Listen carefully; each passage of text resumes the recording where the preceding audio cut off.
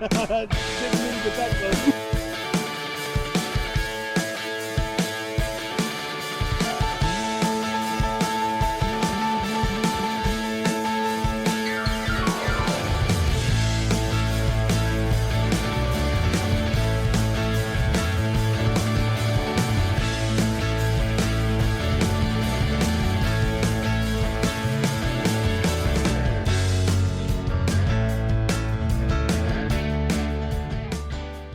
Hey guys, welcome back to RC Restomod. Today was supposed to be a video where we went out and really tuned in my drag car, but we had winds blowing 60. That's right, 60 miles an hour today, and it was not fit to be outside. So we're going to be doing something inside instead, and we're going to work on my crawler. One of the things we've got to do is fix this binding suspension. It's been sitting there for a whopping like 30 seconds and already it's starting to bind. So I'm gonna just basically wash the shocks and put them back together and hope that fixes that. I'm also going to build a simple little battery tray for the winch battery that'll just ride up here. I figured out how to do that and I think it's gonna come out pretty good. And then we'll tidy up some wiring, make that part nice. And then once we've done that, we're going to get to do some testing. Now one of the things we're going to test, like when this thing is on a side hill, these foams are so soft. See how far that tire's rolling over? You can see it there that the rim is just nearly on the ground. And if you look at it from the back side, look how that tire's pushed over. When it's on a side hill, it's got a bad tendency to slide. So we need something a little more rigid, which means inserts. The problem with inserts for these is that they're oversized. But I did find online from a guy named Jason Cave, who has a crawler YouTube channel called Hello RC. Check him out, it's pretty good. He 3D prints some inserts that'll fit that. Now, I have a 3D printer, but my 3D printer does not want to do, spent some time going down a Reddit rabbit hole finding out what it would take to print this material on my printer and decided it was less expensive and much smarter just to buy them from somebody who had a printer that was more just more conducive to printing with that stuff. So anyway, we're gonna test it for side hill action. See how that holds over, what angle it takes to actually flip the truck over, and see if it's any different with the inserts in it. And then hopefully the weather will be a little better tomorrow and we'll go out and test it. So I think I'm gonna start out by cleaning out the shocks, and I won't show you that. I've already done a shock video way back when, and there's better ones out there than mine. So I'm going to do that, and then I'll probably bring you back when we build the battery tray to go up here, because I found a pretty simple solution for that. Then we'll go with the testing, and you guys will definitely be on board for that. So I'll be right back when I finished working on the shocks. All right, guys, we rebuilt the shocks, and what I found out is that down on the shock shafts there was damage, and still is. I didn't have any new ones, so I guess we'll get some of those ordered and replace the shock shafts and try to figure out how they got damaged so badly that they were gouged up and causing it to bind. So anyway, with that at least sussed out, I started to make a battery tray to put this little small battery up in the front of the car for winch power. And when I was looking at it, I took it out and measured it, and I discovered something magical. The battery is like the same size as a 1x2.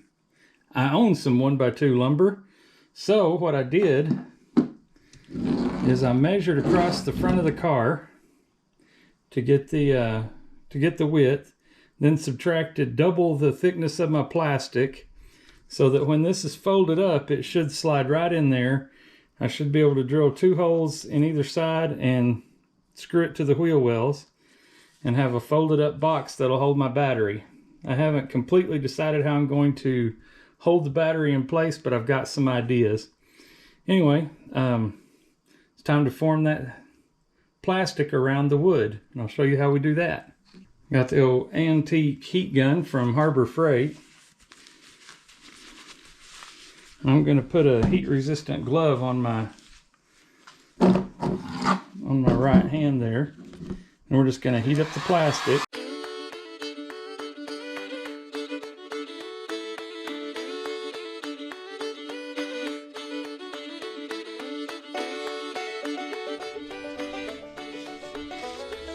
That looks pretty good. That end is lined up super well, so let's do this edge.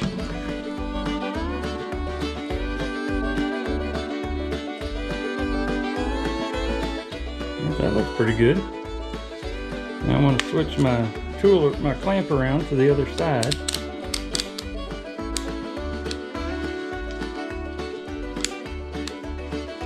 And we'll heat and form these 2 sides.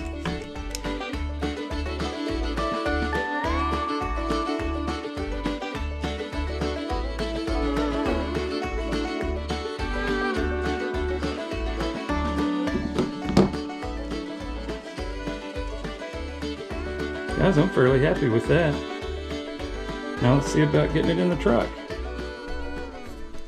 Alright dudes, I needed some way to hold the battery in, and I have, believe it or not, I own some extra battery straps, but they are way too long for this battery. So what I did is I put some real crisp bends on a couple of zip ties. We're going to run it down through there, and after carefully measuring everything, they fit pretty well. Are kids going to be ready soon? I don't know. Alright, well, those zip tie, and the plan with the zip tie then is we'll slide it off that end, slide it off that end, and we should be able to pull out the battery. Maybe not. Alright, well, I just ran into a problem.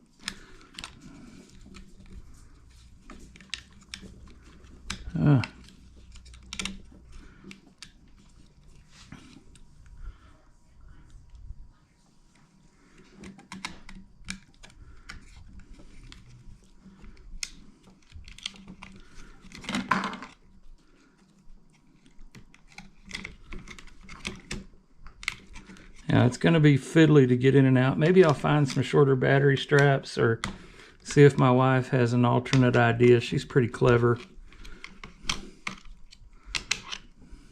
But that lets me get the battery in and out.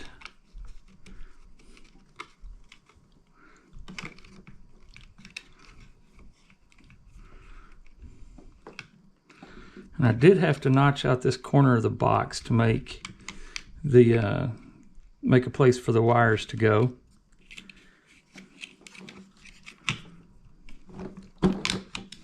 Okay, guys, that's not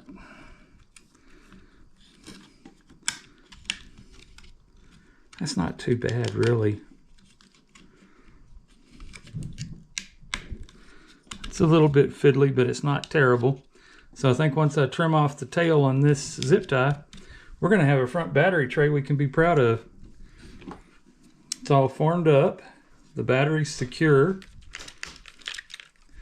I did have a little piece of foam that I glued in place down here to hold it.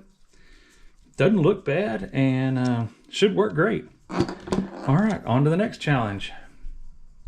All right, guys, I got her done. We've got the connection for this winch line right there. You can see the light comes on. I did take some time and clean up the wiring underneath there, so it looks nice and neat now. Made a repair to the back to replace that piece of wheel well that had been busted off and get this tied back down so it's solid once more. All right. Some people may wonder why I set the battery tray at an angle like this. If I had put it up and laid the battery in horizontally, the center of mass for the battery would have been up about this high, but by angling it like that, it pulled it down about there. So that was just an attempt to get all the way to the battery as forward and low as I could possibly manage. So that's where it is. And we've got one more thing to test that we can test statically. Okay, so our two static tests are going to be we're going to measure the height of the center of the axle with the current foams and then with the inserts. And then I've got a board over there, and we're going to tilt the truck up and see what angle it can achieve before it rolls over, and see if that changes.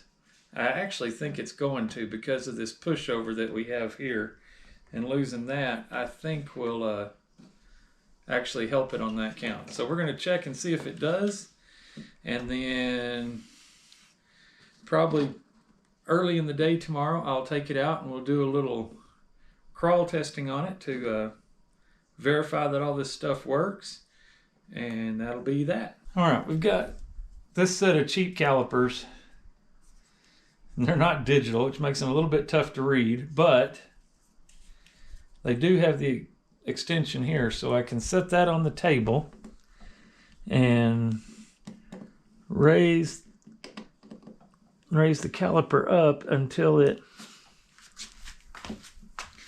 I'll raise the caliper up until it matches the height of the center of the wheel.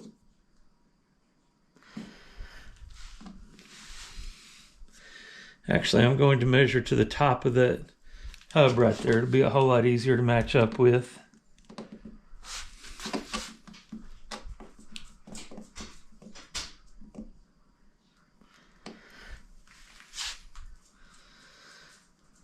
I like that to be 63 millimeters in the front.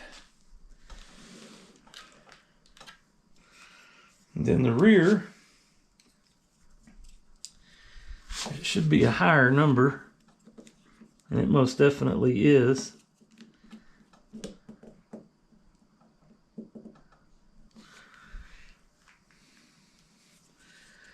I get 66. So now let's see what it does as far as rollover angle. All right, guys, for the rollover test, I installed a 3S battery and the body. All right, we've got the angle finder zeroed out. Now let's see where it stops.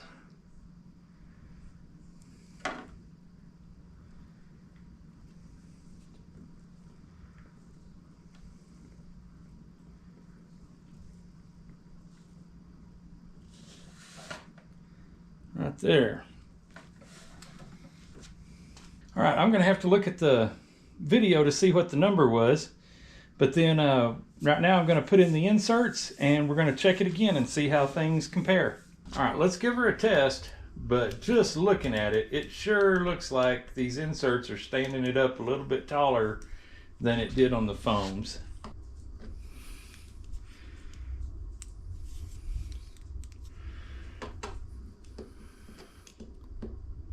All right, that looks pretty good. And it is at 64 now.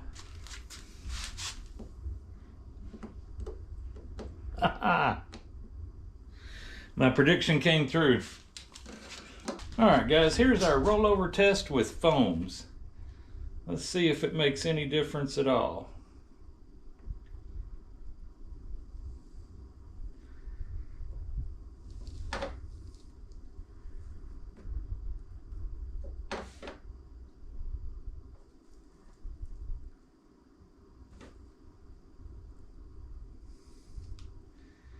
Right there. And it just seemed a whole lot more stable through that test than it did with the foams.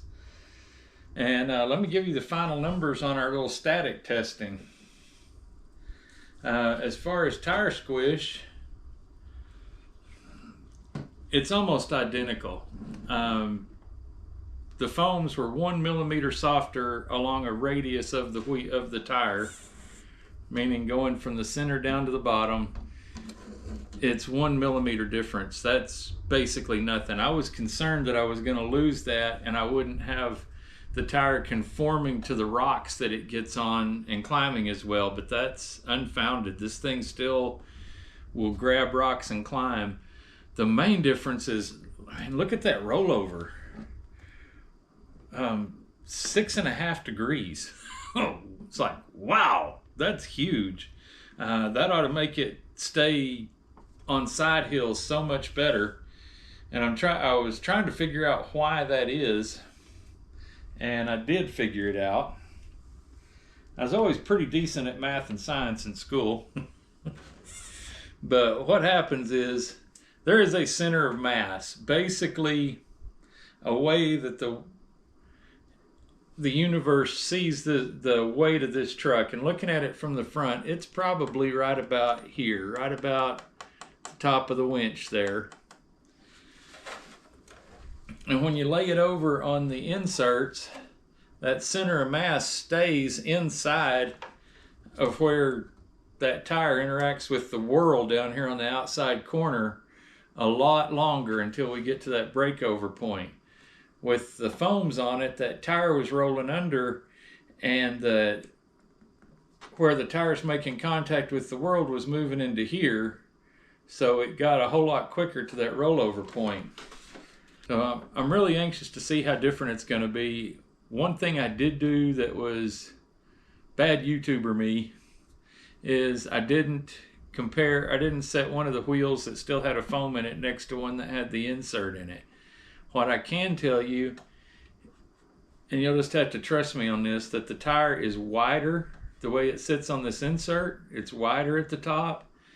The little lugs that stick off on the side to side bite things and hold it up on help it climb sometimes, are much more pronounced the way it's mounted. And it's flatter across the top, which should get better engagement with what I'm hitting. Before it was crowned pretty good, and now it's not. It's pretty flat. So take this thing out and see how she behaves in the real world, and I'm super excited to do it. So as soon as the battery's charged up, we're going to head out to the spot under the bridge, which is my favorite, and we'll see what she does.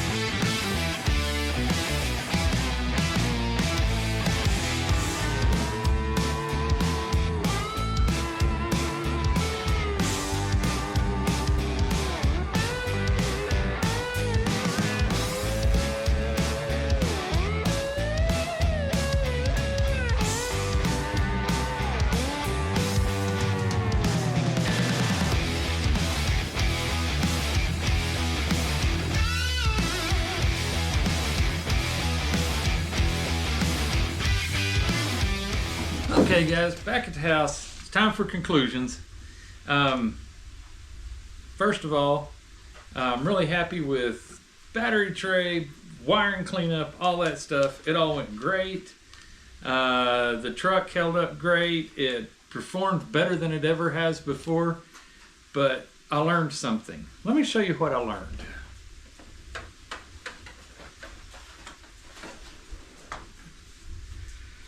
I learned that inserts can slide on your rim. See how the rim is fairly well centered there?